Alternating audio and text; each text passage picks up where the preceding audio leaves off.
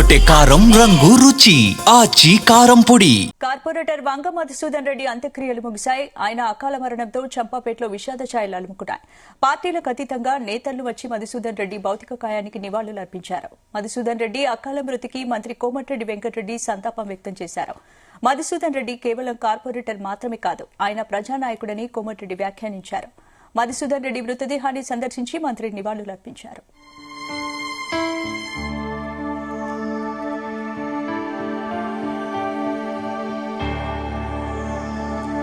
మరోవైపు కార్పొరేటర్ వంగ మధుసూదన్ రెడ్డి పార్థివ దేహాన్ని సందర్శించి రాజాసింగ్ నివాళులు అర్పించారు. తనతో మధుసూదన్ రెడ్డికి ఉన్న అనుబంధాన్ని గుర్తు చేసుకున్నారు. అటు భారీ సంఖ్యలో అభిమానులు మధుసూదన్ రెడ్డి పార్థివ దేహాన్ని సందర్శించేందుకు తరలివచ్చారు. అటు బండి సంజయ్, ఈటలు సహా పలువురు నేతలు నివాళులు అర్పించారు.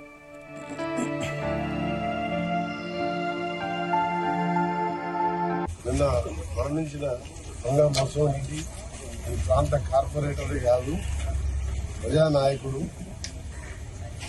పేదలకు ఎక్కడ ఎవరికి ఆపద ఉన్నా నేనున్నానంటూ సొంతంగా వాళ్ళకు వైద్యం చేయించడం, ఇల్లు కట్టించడం, పెళ్లిళ్ళు చేయడం, ఈ ప్రాంత అభివృద్ధితో పాటు ఒక మంచి అయ్యప్ప స్వామి దేవస్థానం కూడా ఎక్కడ లేని విధంగా దాన్ని ఎక్కడి నుంచో ఎంతో కష్టపడి 10-20 సంవత్సరాలు దేవాలయం నుంచి ఈరోజు అలాంటి వ్యక్తి చనిపోవడం చాలా బాధాకరం. ఇలాంటి మంచి వ్యక్తిని ఆ దేవుడు కూడా కాపాడలేదు. నిజంగా ఆలోచించుకుంటేనే మాకున్న 35 సంవత్సరాల అనుబంధం ఉంది.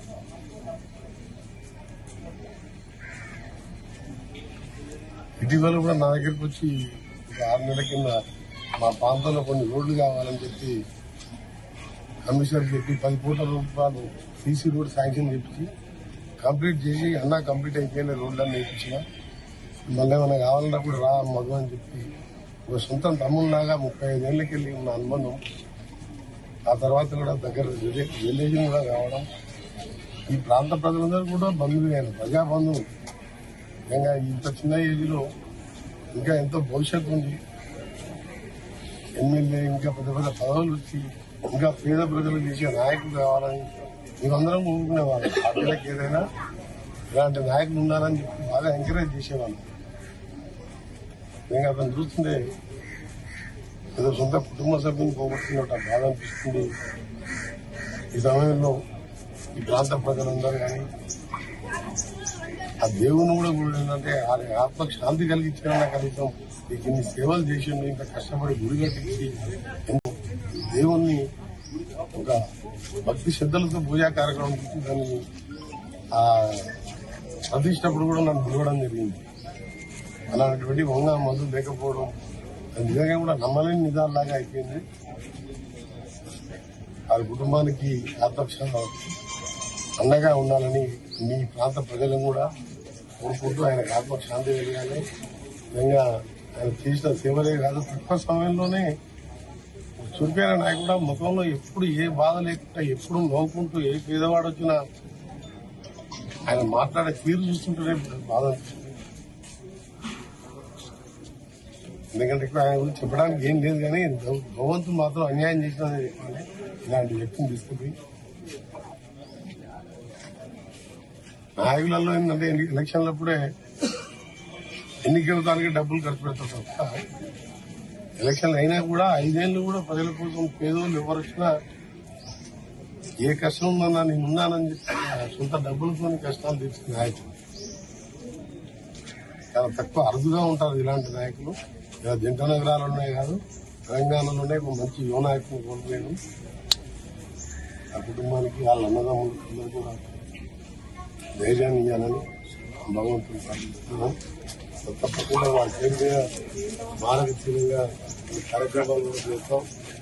ఈ ప్రాంత అభివృద్ధికి ఆయన గతంలో వచ్చిన హామీలను మిగిలిపోయింటే కూడా పూర్తి చేసే బాధ్యత కూడా నేను తీసుకొని ఇక్కడ స్థానిక నాయకులతో మాట్లాడి ఆయన సూచనలు ఈ ప్రాంత ప్రజలు ఎవరైనా పేదవాళ్ళు ఆయన అభ్యర్థించిన వాళ్ళు కూడా ఎవరైనా నాయకులు కావచ్చు. ఆయన వద్దుగా నేను కూడా నా కుటుంబ సభ్యులతో నేను ఒక నిమిషంగా అలాగే నాకున్న వ్యక్తిత్వ శోధనలాగా నాకు ఉండేవాడు. మీరు ఎవరెవరైనా రావచ్చు, కానీ ఏం చేసినా ఆయన తీసుకురాలేం. కానీ ఆయన పేరును చిరస్థాయిలో ఉండే విధంగా తప్పకుండా నా వంతు ప్రయత్నంతో పాటు మా ప్రభుత్వ పరంగా కూడా ఆయన అనుకున్న ఈ ఏరియాలో ప్రతి సమస్యను కూడా తీర్చుతాం.